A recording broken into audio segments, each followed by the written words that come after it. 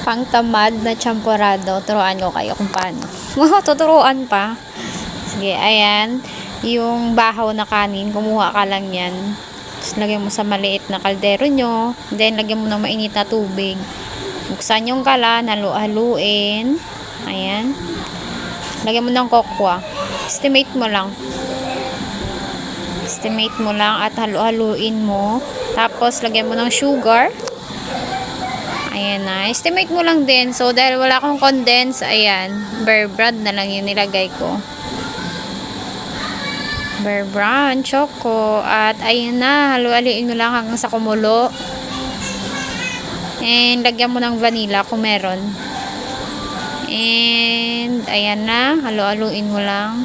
Optional lang yan yung vanilla kung gusto mo. Tapos, yan. Salin mo. Wala pang 10 minutes. Ano na, luto na. Ayan na, meron ka ng champorado.